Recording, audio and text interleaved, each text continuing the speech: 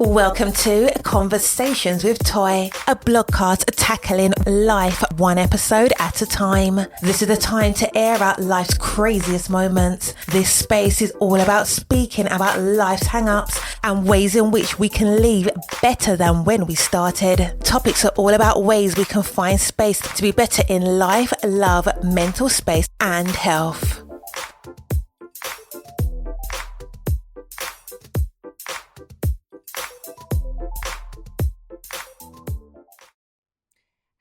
Happy Friday! I hope that you have had the absolute amazing week because you are so deserving. If this is your first time tuning into Conversations with Toy, I want to say welcome. I am Toy. I am your podcaster, but I wear a lot of hats. Those hats consist of being a content creator, being a freelance writer, being a blogger, being an influencer. But the two best hats that I wear is being a wife and the mother of three amazing children. I'm so grateful to be before you again. I hope that you enjoyed last week's episode. I really wanted to just pour my heart out to talk about the different ways in which anxiety does affect and which episodic depression does affect. And if you didn't get a chance to listen to last week's episode, I'm going to encourage you to do so. We are deeply into spring. It's not spring. We are deeply into September. I wish we were in spring. We are deeply into September. And what do I mean by that? We are now being able to switch over to our new schedules. We are more concerned about our health and our wellness. We are stepping back from vacation mode. We're making sure we're taking our vitamins. We're getting back into the gym. We're trying to do everything that we can to keep our focus. And if that is you, you are my people. And if that is not you, you are still my people. But I just want to give a high five to those who are attempting to pull their life together. It's not always easy after you that had the summertime or you've been out there eating everything that wasn't nailed down to the ground. It's not always easy, but we get to switch over to a little bit of fall vibes. I live here in Philadelphia and it's been having these kind of cool moments. So it's giving you that pre-fall vibe. And I'm so here for it. It's almost soup weather. Yes, soup, not suit. Soup, as in we get to eat an enjoyable soup. Listen, there's not a soup that you couldn't enjoy. Like, even if you don't got to do the chicken noodle, you can do all kind of butternut squash. That's like literally one of my favorites. There's so many amazing soups, tomato soups, gourmet soups, however you would like to explore. I encourage you to try 3 new soup recipes that you have never tried before. I want you to try 3 new soup recipes. Challenge yourself to try 3 new ones that you have never tried before. One of those ones that you can put like in a crock pot and let it do its thing on its own, especially for those who say, oh, I can't cook. Crock pots can literally make you feel as if you are the chef of the world. So find 3 crock pot soup recipes, something that you can put together, let it do its thing while you're still working, you're still doing all the things, and then you come home to a warm meal. This is comfort food weather. So I still encourage you, for everyone who may have dropped off from the gym, I am everyone, to get yourselves back in the gym, because them comfort foods are going to hit the right spots. You know, it's almost like you're starting to get that comfort feeling right before winter sets in. Yeah. Go ahead and get you 3 new soups, add them to your listing. Also encourage you to try 3 new desserts. Try 3 new soups and 3 new desserts. I know I'm throwing a lot of challenges at you, but here's why. 3 new soups, 3 new desserts, trying things differently, doing something that's outside of your schedule, outside of something that you would normally do, not being afraid to fail. I know it's crazy, right? I remember when I was in college and I failed my first test. Let me just say, I was a straight A student. So failing a 1 test literally almost took me out. I was literally fighting for my life. I remember calling my mother and I was in such a disarray because I could not believe that this straight A student had failed a test. But here's what I learned in that failure. And this is why I'm challenging you to do things even when you feel like you're going to be the biggest failure of cooking or baking. When you learn that you can fail, but you're going to be okay, you can apply that lesson to so many different areas of your life. And I promise you, as you can see, obviously I'm still breathing. I'm still here to tell my story. What I thought was going to take me out from getting an F on a test, it didn't stop me from getting a good grade in the class, right? It didn't stop me from graduating from Penn State, right? It didn't stop me from achieving that degree. But what I learned from it was that I was going to be okay. I learned that mistakes are a part of life. I learned that I can do great things and little things. And even when I fail at something, at least I attempted to try. One thing about failing when you're cooking or baking is that you get to learn like what things you should tweak certain things on, and you get to make recipes your own. I grew up in a house where all the men in my dad's side of the family can throw down. Let me say that one more time. All of the men in my dad's side of the family can throw down. My grandfather is the cook of all cooks, okay? He's the baker of all bakers. And so being in a house where my mother always cooked too, but my father would get in there and do his thing. He could listen. I learned all my seasonings from my father. My father always taught me to just try something once, right? He also encouraged me to get a cookbook. He was like, there's no excuse to never know how to cook, because if you just get a cookbook, and even if you fail very, very, just do it, just try it, right? And so I find that even if you say, well, I always bake something that always comes out wrong, figure out, listen, YouTube is your friend. There's a lot of places that you can learn how to cook or how to bake, especially if you are a visual person. You can put that on while you're baking, and it can help you go step by step. You can rewind it, look over something 1,001 times again. I'm not going to be ashamed to say this, but I learned how to cook a pot of rice from YouTube. Now, I know you're probably saying, girl, what do you mean? Now, obviously, this was over almost 16 years ago, because my oldest is 16. But when I grew up in my house, my mother always made minute rice. So, you would have your measurements, you would do whatever, you would put the lid on top of it after you let the water boil, you put the rice in it, it swells up, you eat it, it was great. Or we did the boil in a bag. My grandmother didn't eat long grain rice. She just didn't like the taste of it. So we never learned. My mother, I think she can make rice now, but before she just never made it, because again, when you grow up eating certain things, you just grow up eating certain things. My husband, on the other hand, his entire whole family eats long grain rice.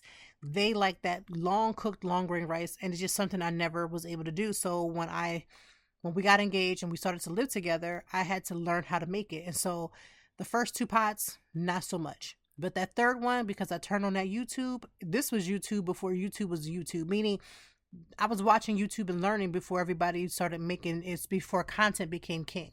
Like, people were putting things out, and there were people who were doing it a long time ago, but it became king like it is now. Content is king on YouTube. And so, yeah, I learned how to make a pot of rice on YouTube. So I'm saying that to say, do not be ashamed. Do not be afraid to try something and then to fail. So yes, 3 new desserts and 3 new soup dishes. I'm going to tell you which ones that I'm going to make once I make them, so that you don't feel like I'm just throwing this out there and then, leaving y'all out there to hang. I'm going to do it too.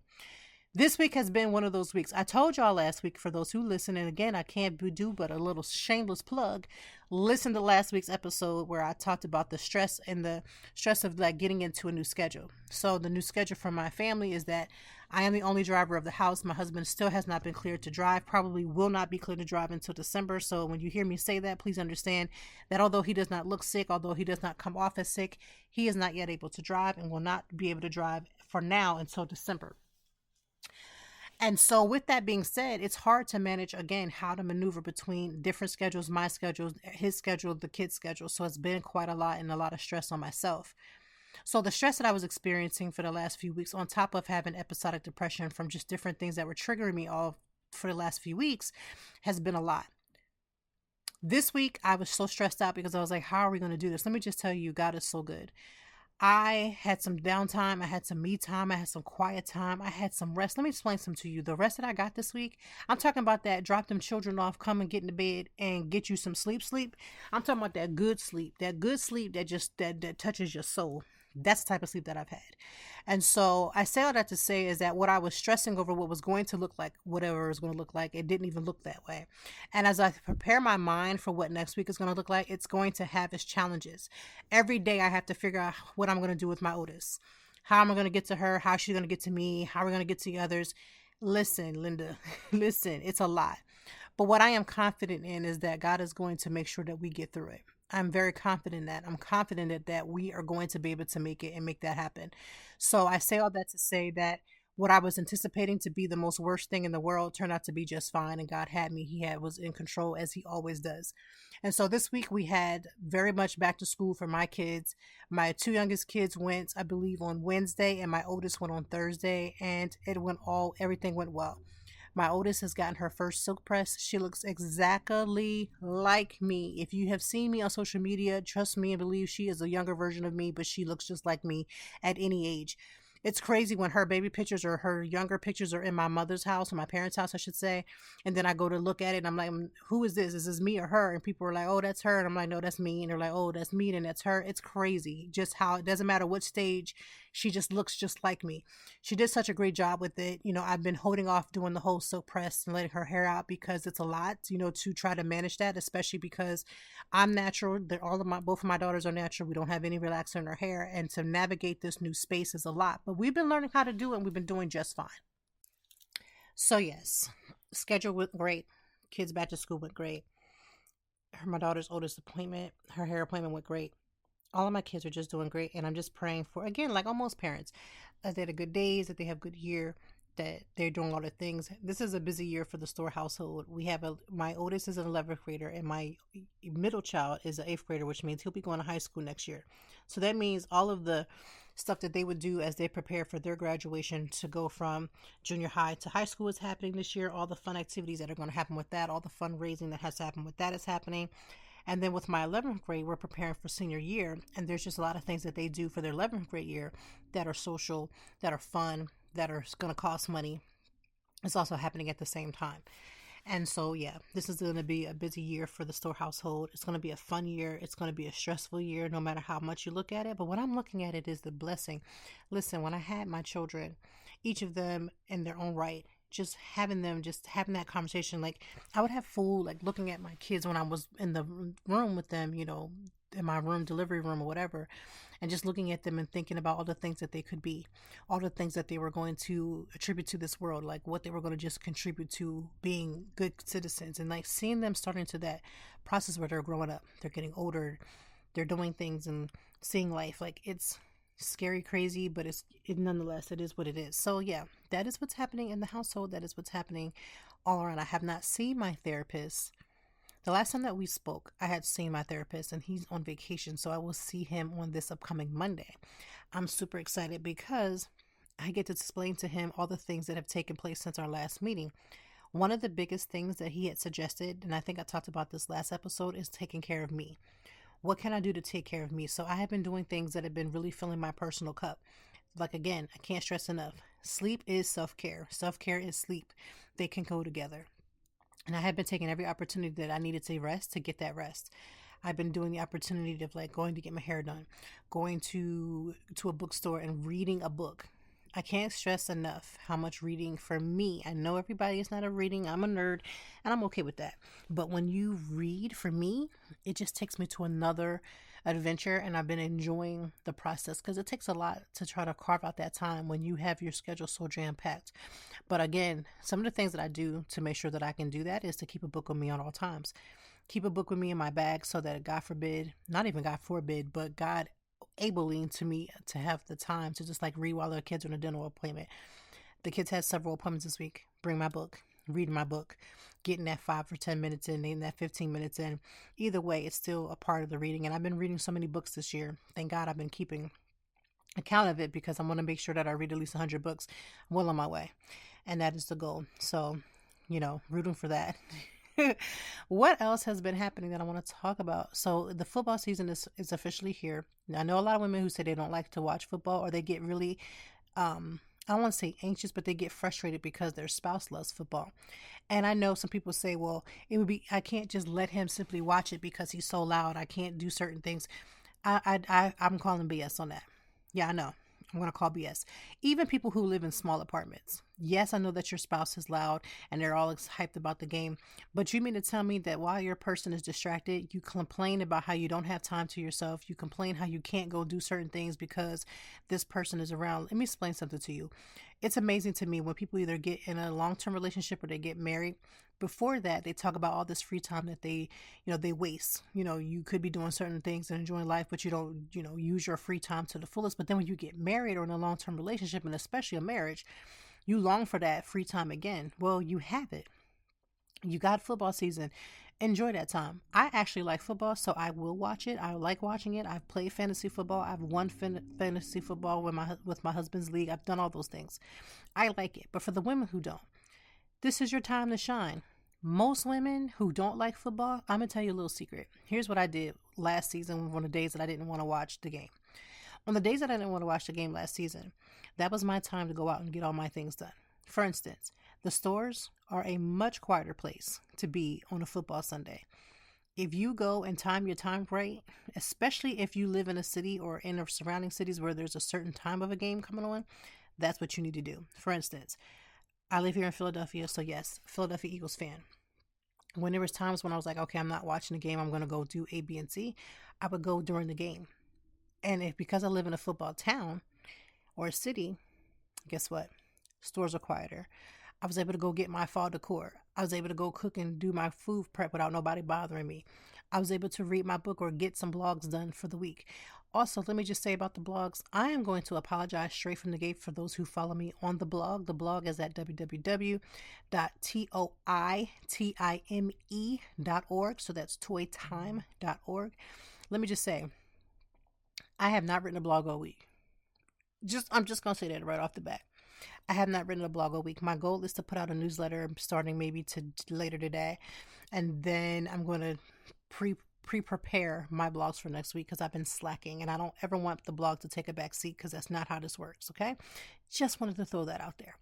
However, let's move ahead to saying that I have gotten everything done that needs to be done during those football season games. So take advantage of the quiet. I get it. It's not quiet because your person is loud and they're screaming or hooping and hollering and they're excited about the game. Let that man have that joy. Let your wife have that joy. If you're not that football player and your wife is watching it, but you're not, let your person have that joy. Let them have their moments because everybody should be entitled to have a moment. I can't stress enough how rude and inconsiderate it is for your husband, your person to support the things that you do. And then God forbid they want to watch a game and you want to make a big deal about it. Like that does not correlate, does not make sense. So there's something that I want to talk about that I've been seeing all over online. And here's the thing, this is nothing new. You know, when people say if they wanted to, they would. This applies across the board. If they wanted to, they would. I was talking to my husband about certain things, just this has nothing to do about like one certain person. This is literally across the board. Sometimes we make excuses for people and the relationships that we have and the people around us, but if they wanted to, they would. For instance, if you wanted to see my kids, if you wanted to visit with them, if you wanted to have a relationship with them, you would. I don't have to force it. And you don't have to force anything. People to be around you for any type of reason. And people use that for dating, right? If they wanted to, they would. So like one person won't buy you flowers, the next man will. 100%. 100%. But this doesn't just apply with relationships with a man or a woman, however y'all roll. This has everything to do with every area of your life. You're dealing with people that are doing the very least and then making excuses for what they're doing when reality of it is they're showing you that they don't want to do it because they have no intentions of ever doing it. It's like when you try to maintain a relationship with a friend and they're not pulling their weight, they're not doing the calls, they're not doing the texts, they're not doing any of that. Because if they wanted to, they really would. And I have been asking God to help me in those areas where I'm not showing up the best. And what do I mean by that? Because sometimes we're so quick to say what your friend is not doing to you, but what are you not doing for somebody else? What are you not showing up for somebody else? So I've been asking God to show it to me and then help to reveal, is there a reason why I feel that there might be a reason why I'm not doing as much? Because sometimes you might not do as much for somebody else because you don't feel like the relationship has that favor anymore.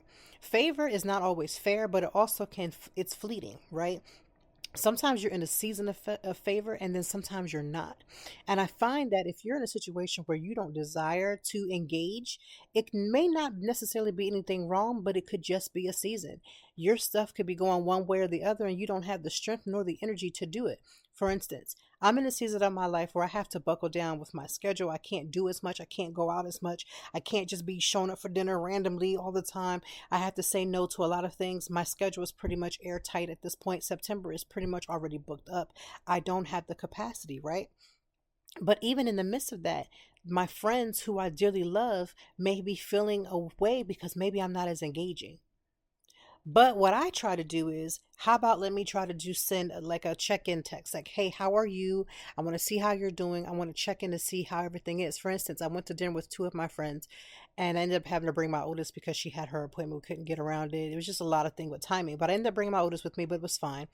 And while I was there, it just felt so good to meet with them. It felt so good to eat with them. We're all content creators, but sometimes like going out when it's content creating time, may not always work. And even if we do create content, when it's not when it's not a media party, there's a difference, right? I get invites to things that are not, that are sometimes one-on-one. Let's say I get invited to something and I get to bring a plus one.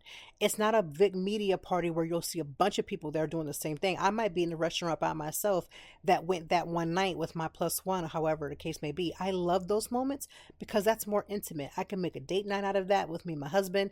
I usually can rotate one of my kids and have a mommy and me time. I can take a friend to some of those things. And those are the types of times that I love because there's really no pressure. You kind of can be more laid back, even though you're still creating.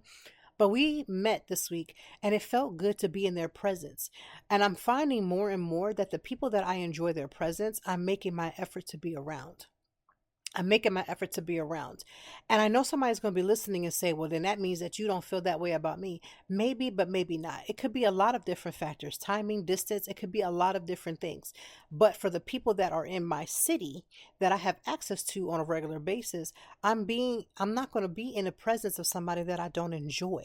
If I know that being around you is going to be turmoil to me, if I know being around you is going to be a headache, I don't want that in my life. I'm 44 years old. I don't have the energy to be around people just for the sake of saying I was around you, because I'm not here to save face. What am I saving face for? Who am I saving face for?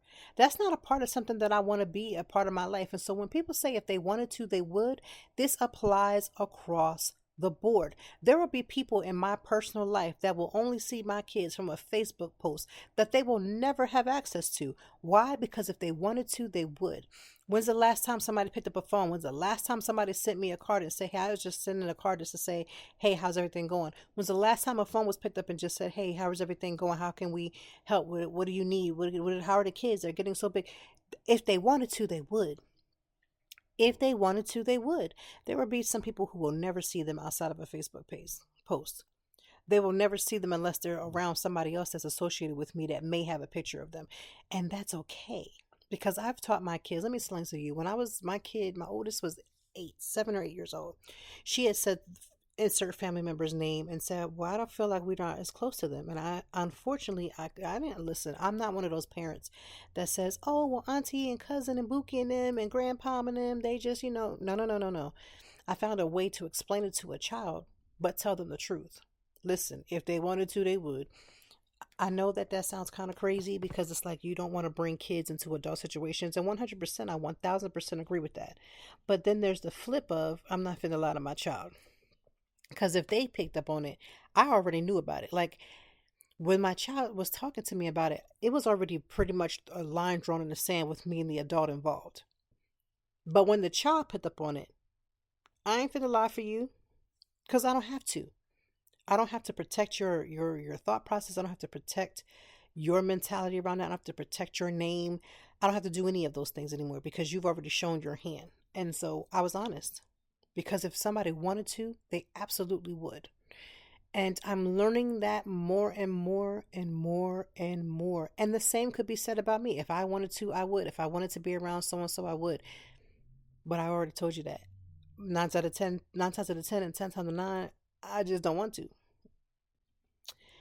Let's also talk about a couple things that have happened on the internet streets. One, unfortunately, Giorgio Armani has passed away. I believe he was 91 years old. We wish him and his family, well, not him, but his family, all the love and support, because losing a family member, no matter how old they may already be, no matter if you know what's coming, none of those things change the fact that we know him as the icon of all things, but he was their family. So we want to send love to Giorgio Armani's family, because again, hurt and death is what it is, and you just send peace and love because nobody wants to be in that tumultuous situation, and I just pray peace and love to that family. Also Kelly Price, listen, Kelly Price is always going to be the goat of singing. When it comes to her, you can't take her talent from her. When she was on that, I forget the name of the show that she was on for the social, what was it, whatever show she was on, right? That's when we begin to see Mean Girl Kelly, right? We begin to see how she might have really been behind the scenes. And let me just say, I can know that when you're on certain things like this, that they kind of move and edit things to make it look a certain way. But here's the thing, you can't fake characters. So when your character flaws begin to show, you can say that it was editing, but we all know that it is what it is. She went on a rant this week about black women because she was singing somewhere in Minnesota somewhere, and her outfit was less than stellar. And of course, everybody was making comments on it because that's what the internet does. That's what the world does. The second you post, when I post, when you post, people have their commentary on it. And so, yes, being some people needed to feel the need to say something. I didn't even really see the post as far as like what she had on until after the backlash happened, and then she made the comment about black women being a DEI and all the other stuff. Here's the problem that becomes problematic by saying black women DEI. We already know that the DEI conversation has already taken its toll, where even organizations like Target has been large hit because the backlash behind that. When you use words like that, that makes me feel and believe that you might be working for the other team. What do I mean by that? Trump has already said things about DEI and black women and black people and just DEI in general, when we already know that DEI usually supports and helps the white women normally. We got to put that out there. But for her to use that type of rhetoric is just ridiculous to me.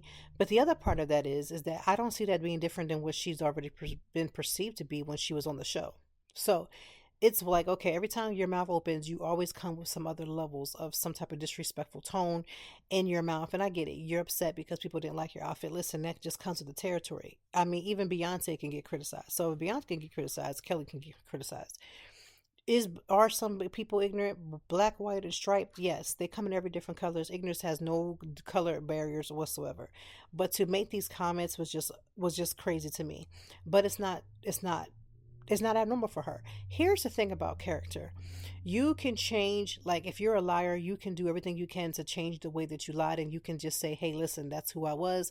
And then you can make a change and become whoever you choose to be. You can become a person that tells the truth. You can become a person that does all those things. That comes with time. But if every time you open up your mouth, the same things keep coming out of your mouth, you have not changed, then you can't expect for people to look at you differently. For people to make this assumption that, oh, she was that way because it was the show editing, and then yet every time she sees and says something, it's always left. Let's just go ahead and put our hands up like we're at church and say, Lord, we just want to receive that this is our sister Kelly, because that is exactly who she is. She is everything that everybody keeps saying that she is, because she keeps presenting herself in that same light. It's no different than me. As I was growing up, I was like struggling with certain areas of my life, and so people kept identifying me with certain areas, right? Okay, there she's that, she's known for this, she's known to say this, you gotta watch her because she gonna all that, right? I grew up with that. But it took time for me to be something differently than for people to keep encountering me and my bad character flaw. See, when people keep having bad encounters with you, you can blame it on everybody else if you want to, but you'll never change until you accept some accountability. I told y'all, and I say this again, when I first started therapy, I had done therapy once before. I had done postpartum therapy, right? Where I was already in the struggle boat. I was the captain of that struggle boat after dealing with my second child and my first child, my second child, just pregnancy in general. But there was a time when after I had my third child, I was no longer dealing with postpartum depression and all those things.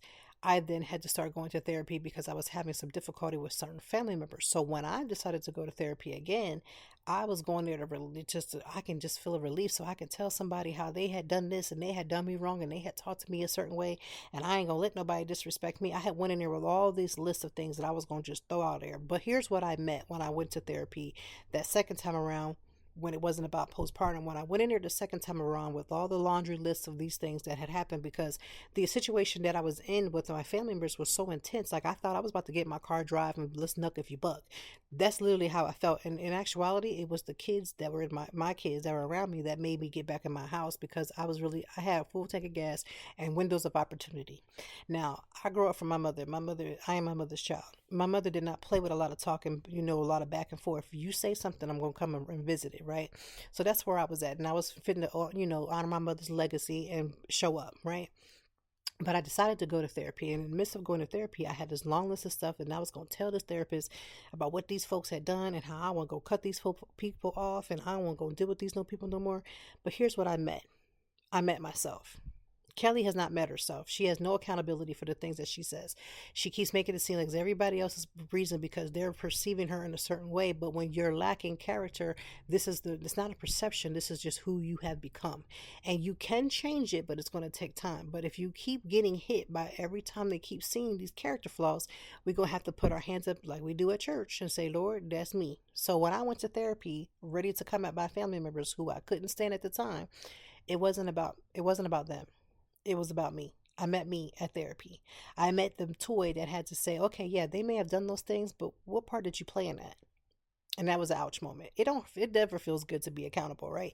It don't feel good to somebody to hit you with the girl, that ain't them, that's a you thing, that's a me thing. It hurts like hell. But let me tell you how much healing can come from that. I took about, I think, 3 or 4 years to really get me together, to really just take accountability for some things. I start changing the things that I was into. I started changing the people that I was around. I started to do less with certain people who became attached to that. And I did, for a moment, cut my family members off. I did. But in the midst of cutting them off, again, I had to go through the anger of all the things. And some things even hit from childhood that were surrounded by them. But still, I had to still meet myself. And Kelly needs to have that type of moment. It's something about having that character flaw that continues to like poke itself and poke itself and poke itself, where you're going to have an honest assessment about who are you, who is the real you, who is the you that people see beyond your social media. Like, for instance, I am on social media all the time. I run an online business there. My blog is there. I do all the things there. I do all the things there. But who am I outside of that? Who is the real me beyond that? I can safely say, although I'm not perfect, I will safely say that the toy that you see on social media is now the toy that she is supposed to be, or she's becoming more and more of the toy that she's supposed to be. But back then, I was not the toy that I needed to be. I thought I was a toy that I needed to be, and I wanted to rely on pain, hurt, and everything that everybody had dumped on me over the years to be the reason why I was lashing out. But my lash outs could not cover my character. My character was being openly seen, and I was making excuses every single time. It was everybody else, but never me. It was everybody else, but I don't know why they did that to me. And so I needed to respond, when reality was I was waiting for an opportunity for them to say certain things so I could say what I wanted to say. Let me say that one more time. I was waiting for somebody to say something. And when they did, I kicked that door right on in and went in there. And I'm just going to say, I know for a fact that that's what I did. Now, am I sorry for it? I am sorry that I said the things that I said. I am 100% sorry for the things that I said, but I'm grateful that it happened. 1, because it revealed me, and 2, it revealed them. And number 3, now that everybody knows where everybody stands, everybody can make a decision if they decide to do anything with each other after that point. Again, I took 3 to 4 years where I didn't have no contact with them. I was no contact with folks before no contact became a thing. I was no contact with people before it became a hashtag, before it became conversations like this online, before it became podcast conversations. I was no contact with them for years. But again, I took that time to get me together, to address the things that people were saying. Because as mad as I wanted to be, even though they may have said it may have hurt when it hit, it still was a rightful hit. And that's one thing about accountability. When somebody hits you, whether you like the envelope that it came in, you got to say ouch and then do something about it. And that's what I decided to do. And so I'm grateful for that, because I'm the better person because I was willing to say, let me tell you something, but then said, let me go ahead and handle this. Let me go handle me. Let me go handle me. And I'm still handling me every single day. I'm handling me. I had the tools that I need to use. I'm doing the things that need to be done so that I can be the better person. And if you are listening to this podcast and you keep having people tell you something about yourself, but because you don't like the person and because the messenger isn't your friend and the messenger is somebody that you already have an ought with, so you're just waiting for them to say something so you can backlash at them, I want you to take note of what they're saying. Because if what they're saying is true, you may not like the messenger, but you better heed the message. Let me say that one more time. You may not like the messenger, but you better heed the message. Everybody ain't telling the same lie. That's one thing my mother always taught me. Everybody ain't telling the same lie. Variations, but not the same. So when somebody keeps saying the same thing about you and it's coming from different people who don't even know each other, I can almost guarantee you that's who you are. If you are having problems with meeting people and having good friendships, but you've gone from place to place and pillar to post, but you still can't become a friend, it's not the people that you are entangling with. It's the fact that you are not friend material, not because you can't be, because you're choosing not to be. You're not making yourself soft enough. You're not making yourself vulnerable enough. You're not checking yourself. You have got to do the work. And I'm just telling you that because I lived it. So in this episode, we talked about all the things that have happened with this week of the struggling with the schedule. We talked about, again, accountability. You got to take it. I can't stress that enough. Who are you for real? Who are you beyond the flashing lights, beyond the cameras, beyond the setup, beyond all the equipment that I use all the time? Who are you really? Who are you really? And whoever that person is, and if you need some work and you need to do some inner work, then go ahead and do it. I'm just going to encourage you to do it. We talked about, of course, Giorgio Armani that passed away this week. We talked about Kelly Price. And again, we're talking about Kelly Price, not to talk about her, but to say, listen, everybody is on Kelly Price's back for the things that she said. And there are a lot of things that she said that are very detrimental. They're very, very detrimental. But there's some lessons that we can learn for ourselves. When you talk about mental health and wellness, one thing that's going to continue to be a problem is that when you don't take accountability for the things that you have said or have done, you're going to keep meeting yourself every single time. You're going to keep meeting yourself, and you're going to keep meeting the same people. You ever date somebody and then you end up dating the same person but different bodies? It's because something on the inside of you needs to be worked out, because you are attracting that person to you. I was talking to my husband this week, and I was talking about how sometimes we say we want a man that travels, right? We don't got a passport. We want a man that has their finances together so they can wine and dine you. But when is you going to check your credit for the last time and get your stuff together, right? We want somebody that's at the gym, but we don't go to the gym. We don't go to a gym workout class. Where you think you're going to find that person? Because if you meet somebody that's about the gym for real, and then you claim you want somebody that's like that, they're going to be like looking at you when you putting certain things in your mouth every other week, because you are not equally yoked. You want somebody that travels but don't have a passport. You're scared to travel 2 hours away to go to a different city just 2 hours away that you could drive to, but you want to get on a plane. How is that person supposed to take you traveling when they're already having 20,000 passport stamps and you ain't even gotten a passport yet? How does that work out? Were y'all going to travel to the United States? Yeah, you could do that. But the point is, you said you wanted somebody that travels, somebody that was adventurous, but you won't get on a boat. You won't take a swimming lesson. You want to be able to have somebody that's out and about all the time, but all you do is sit in the house, and then you're miserable about how you don't have nobody to go out with. Let me just say something to you, to the people who don't have people to go out with, and then we're going to end the podcast right where we're at. Listen, I get it. Having somebody go with you is a great thing. You can bounce off ideas. You can take all the time you want to. You can just have a good time. You can laugh and all the things. But if you're scared to leave this house or leave your home because somebody is not going out with you, the life that you will live will only be limited. You limit the joy that you could be having because you haven't learned how to be content with going out by yourself. While you're going out by yourself, you might meet the very people. It don't have to be another mate. It could be just people that will have the same like-minded. You start going out to certain activities that are different out of the box. You're going to meet people who are doing the same thing. And it could be a friendship that's waiting for you, but it can't. It's not going to knock on your door. It's not going to knock on your door. So I need you to stop limiting yourself. And let me tell you something. I struggled with doing things for myself or doing things by myself. And one day I said, you know what, let me just see how this feels. And the more I started doing more and more things by myself, child, I don't need nobody. I will go somewhere by myself and enjoy it. So I'm just telling you, don't limit your life. Don't limit your relationships. Don't limit the potential. Don't limit any of that. Enjoy the life that God is trying to give you, and also take accountability for where you are. Okay? I hope that this podcast has helped you in some way. Please share this with at least one other person, because that's free. Y'all love the free things, and it's always free to share this podcast with someone else. Also, leave a review. That is free 99.